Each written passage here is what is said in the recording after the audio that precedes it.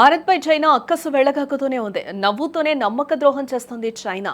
ఈ బ్రేకింగ్ చూసే ముందు ఒక బిగ్ అప్డేట్ అయితే చూద్దాం. హైదరాబాద్ మొత్తంలో ఉన్న బెస్ట్ ప్రాపర్టీస్ అన్నింటినీ కూడా ఒకే వేదికపైకి తీసుకొస్తూ ఉంది సుమన్ టీవీ.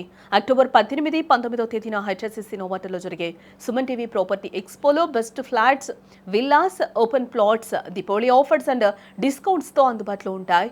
మీరు విజిట్ చేసి ప్రతి గంటకి ఒక గోల్డ్ కాయిన్ గెలుచుకునే ఛాన్స్ కూడా ఉంటుంది. ఫ్యామిలీతో రండి, మీ డ్రీమ్ ప్రాపర్టీని సొంతం చేసుకోండి. ఇక బ్రేకింగ్ చూస్తే భారత్ పై చైనా అక్కసు వెళ్లగక్కుతూనే ఉంది. నవ్వుతూనే నమ్మక ద్రోహం చేస్తూనే ఉంది చైనా. భారత్ పై WTOలో ఫిర్యాదు చేయడం జరిగింది. విద్యుత్ వాహనాలు, బ్యాటరీలపై రాయితీ కోసం భారత నిబంధనల్ని ఉల్లంఘిస్తుంది చైనా. ఓ పక్క దోస్తీ అంటూనే కూడా భారత్ పై కుట్ర చేస్తూ ఉంది. పాముకి పాలు పోసి పెంచిన విషాన్ని చుమ్ముతుంది. అలాగే చైనా కూడా అంతే.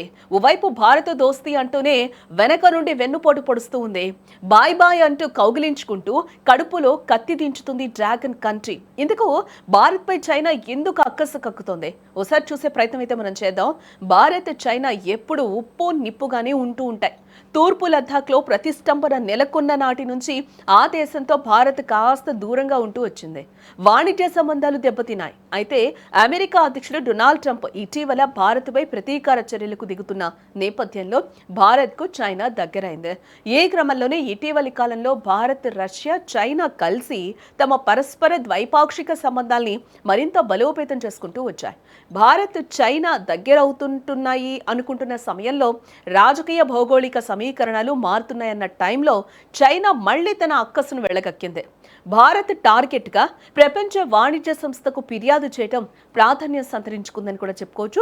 విద్యుత్ వాహనాలు, బ్యాటరీల కోసం భారత్ కొంతకాలంగా ప్రోత్సాహక పథకాల కింద రాయితీలు ఇస్తున్న సంగతి కూడా మనం చూస్తూ ఉన్నాం. మనకు తెలిసిన విషయమే. ఇక్కడే భారత్ అంతర్జాతీయ వాణిజ్య నిబంధనల్ని ఉల్లంఘిస్తున్నట్లు ఆరోపించిన చైనా ఫిర్యాదు చేసింది. చైనా వాణిజ్య మంత్రిత్వ శాఖ ప్రకారం భారత్ చేపట్టిన చర్యలు ముఖ్యంగా దేశీయంగా ఈవీ తయారీని ప్రోత్సహించేందుకు ఉద్దేశించిందని, ఇది WTO నిబంధనల్ని ఉల్లంఘిస్తుందని పేర్కొంది. ఇక్కడ విదేశీ ఉత్పత్తుల కంటే దేశీయ ఉత్పత్తులకు అనుకూలంగా రాయితీలు ఇవ్వడం జాతీయ విధానం ఉల్లంఘన కిందకు వస్తుందని చైనా ఆరోపించింది. అంతర్జాతీయ వాణిజ్య నియమాల ప్రకారం నిషేధించిన రాయితీల్ని భారత్ ఇస్తుందని తెలిపింది.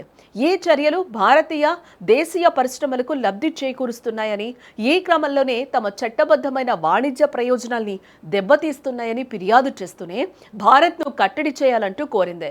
దీన్ని బట్టి చూస్తుంటే చైనాతో ఎప్పటికైనా భారత్కు డేంజరే అంటూ కూడా విశ్లేషకులు భావిస్తూ ఉన్నారు.